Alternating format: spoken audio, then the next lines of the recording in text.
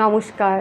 আজকে আমার ভিডিওর আলোচনার বিষয় গণেশ চতুর্থী। 2025-এর আগস্ট মাসের 26 তারিখ মঙ্গলবার দুপুর 12টা 54 এই গণেশ চতুর্থী বা চতুর্থী তিথিটি শুরু হচ্ছে, যেটি থাকবে 27শে আগস্ট 2025 বুধবার দুপুর 2:20 পর্যন্ত।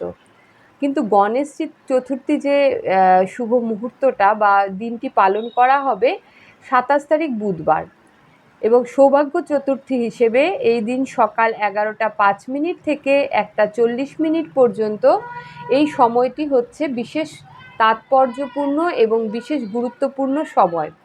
এই সময় আপনারা অবশ্যই গণেশ চতুর্থীর বিশেষ পুজোটি অবশ্যই করতে পারেন, যাকে শাস্ত্রমতে সৌভাগ্য চতুর্থীও বলা হয়। গণেশজির অত্যন্ত প্রিয় জিনিস হচ্ছে দূর্বা ও মিষ্টি পান, মানে মিঠা পাতা পান। এই দুটো জিনিস গণেশজি অনেক পছন্দ করেন। তাই যারা বিজনেস করছেন, যারা চাকরির সাথে যুক্ত আছেন, বা যারা যে সমস্ত ছাত্রছাত্রী পড়াশোনার সাথে যুক্ত রয়েছে, তাদের জন্য কিন্তু বুধ গ্রহটি অত্যন্ত গুরুত্বপূর্ণ একটি গ্রহ।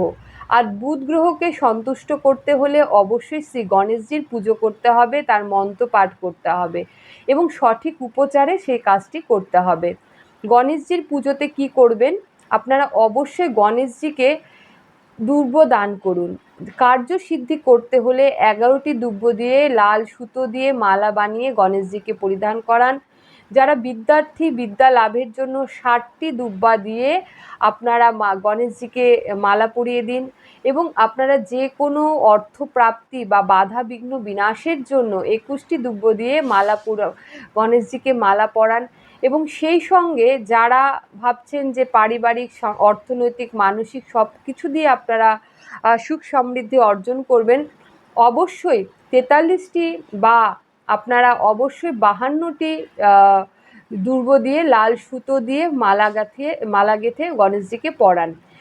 আর মিষ্টি পান অবশ্যই বেজোড়ভাবে 3, 5, 7, বিশেষ করে 7টি মিষ্টি পান যদি দিয়ে একটি মালা বানিয়ে পরাতে পারেন। যদি আপনার গণেশের মূর্তি মাটির হয়, সেক্ষেত্রে সেটি কিন্তু বিশেষভাবে অনেক ভালো এবং উত্তম মূর্তি হিসেবে মানা হয়ে থাকে।